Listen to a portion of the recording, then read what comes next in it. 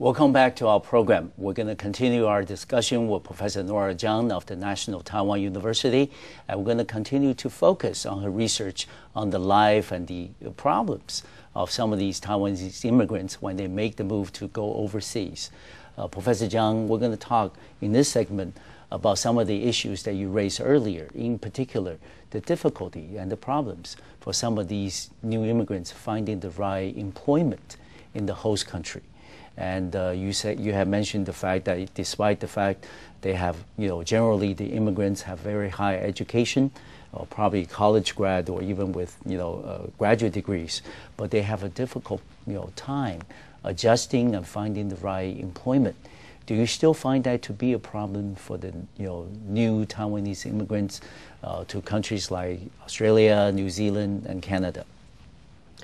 Well, I have to look at the 2006 statistics and compare with the previous years. I think they are doing better in terms of the employment rate or the people in the labor force.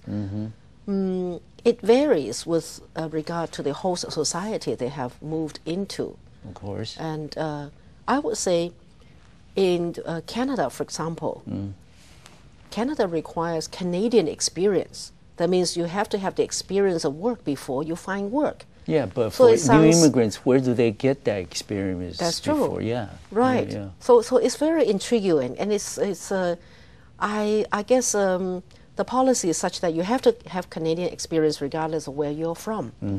So immigrants are very smart, and they think of, for example, doing volunteering work, and that will be counted as a Canadian experience.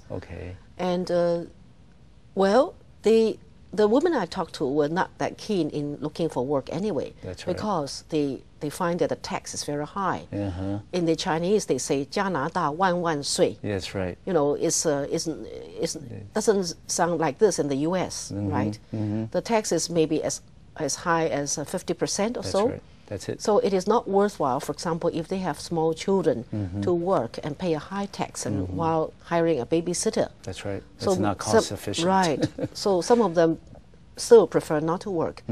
And for the men, as I said earlier, many of them have returned to Taiwan. But a few families insisted that the whole family stay back in Canada. Together. So it ends up not that many people employed as a result. Men have returned, few men have remained, women are not employed mostly. And but how do they, survive their economic transition? Do they live off their savings, their accumulated wealth?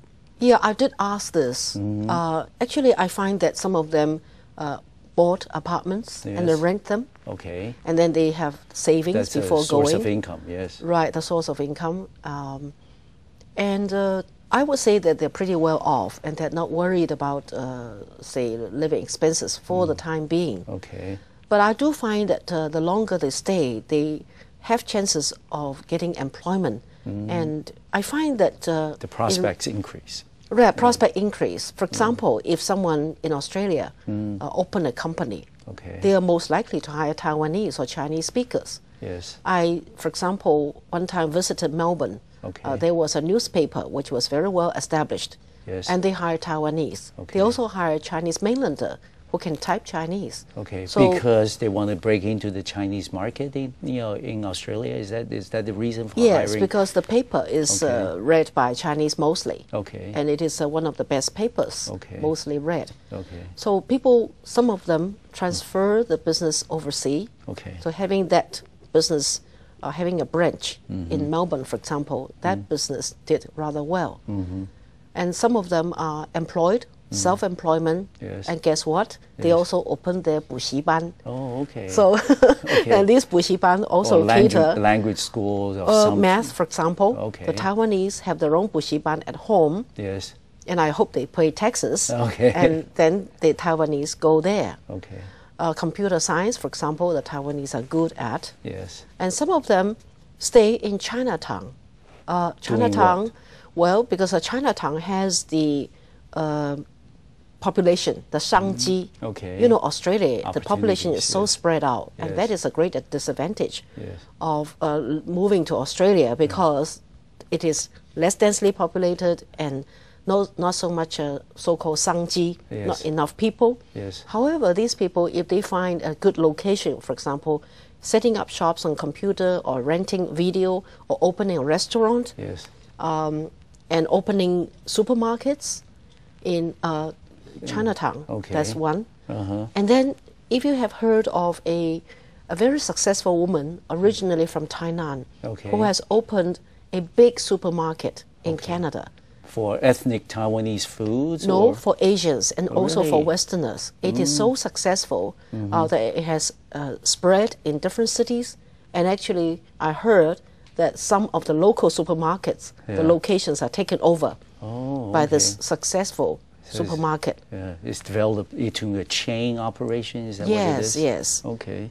So the entrepreneurship is really reaching out. Yeah, that's definitely enabling them to reach out. Yeah, there's definitely one aspect or one area of a specialty for most of these Taiwanese and Chinese immigrants is because that if they can't find the the right employment, they're going to be their own bosses. To set up their own businesses, and some of which, like you said, maybe set up restaurants, supermarkets, and also maybe a tutor school. Whether it's language tutor or is computer skills or whatever. Yeah, hotels. Yes, hotels. And occasionally, I hear of people say working in sales, in the gift shops, in the DFS duty-free shop. Okay. Yes, that's quite common. Okay. And some of them speak Japanese, and so the customers speak Japanese, English, and the Taiwanese. For example, myself always go to cater these DFS because, I feel that they have a hard time in job, and I always want to buy something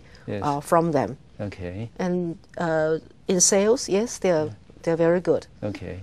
And in your study and in your interviews with these people, what are the other choices they have other than trying to find the right job or going back to their home country or alternatively setting up their own businesses? Other than the three choices, what are the other things that they can think of in terms of making that economic transition from the native country to the host country?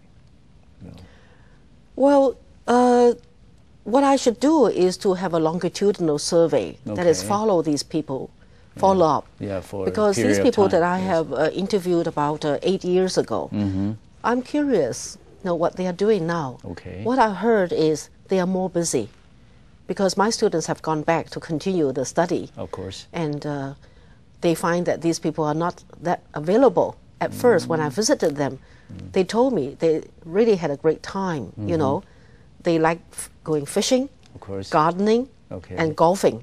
Okay. So-called 山夫, 高尔夫, 农夫, yeah, 渔夫. 渔夫, yes, they had a great time. But then after several months, they really get bored. Of course. And they got serious. And some of them have returned, yes. The whole family has returned. Okay. Right. But don't they have to legally required to go back to the host country periodically? Well, I don't know what their citizenship status is. They probably have to sell the house. And, well, now they will regret because the houses they bought when the currency was in their favor, in Taiwan's favor, now it's not so, it's the tables different. are reversed. Right, it's reversed. So they regret probably after selling the house and coming back to Taiwan. And when they immigrate, they probably have left some businesses in Taiwan, and at times they can come back to it quite readily. So I would not think they are uprooted when they migrate. Okay, and many of them, they say, they think of Taiwan, they miss home, their root is in Taiwan. Of course. Because I asked them a question like, do you consider yourself Australian or Taiwanese? The parents, what do they say? Well, the younger generation usually say they have the dual identity. Okay. But for the Taiwanese, it's very hard to say that they're Australian right away, even though they have the Australian citizenship. So if they stay long enough, they probably will say, yes, I am Taiwanese, Chinese, Canadian, or I am Taiwanese, Australian. There were multiple hats. Yes. In terms of their identity and things. And another issue I think comes to mind is that for these immigrants, despite the fact that they may have different choices, to make the economic transition, do they, really have some social support program, from the government, from the host country, to help them adapt, help them, to assist them in terms of finding the right employment. Does that happen in Canada, Australia, or New Zealand, the countries you study? Yes, I heard of this a lot from the Australians, the Taiwanese I spoke to in Australia about 10 years ago. That is, Australian government has been prepared to provide classes in English, free, and many occasions for them to get in touch with the Australian culture. But they say as more and more immigrants go, recently more mainland Chinese immigrants, the demand is greater. So the welfare, the social provisions become thinner. And the Australian immigration policy is very flexible. And recently, they tend to encourage skilled migrants and tend to issue immigration status to people who has obtained degree in Australia. Because they saw this people not in the labor force and people who are not adapting, is not able to speak English well enough. Then they now quickly change the policy so that the people who got the degree get immigration status quite easily. So that helps in terms of finding that means immigrant. These people are human resources and easier to find jobs. They already have friends, even adapted to Australian culture for a while and much younger at the time they immigrate. And especially Professor Chiang, in your study, of course, the decision to emigrate, it's a big one for any family. Because you're not only talking about getting adapted to the local economy, local culture, local society, breaking the language barrier, and then making new friends and finding the right environment for you to raise the family and all that. But also the fact that you have to think about your children's future. Whether they're going to find a good school, whether they're going to receive their education in a way that will enhance their employment prospect in the future.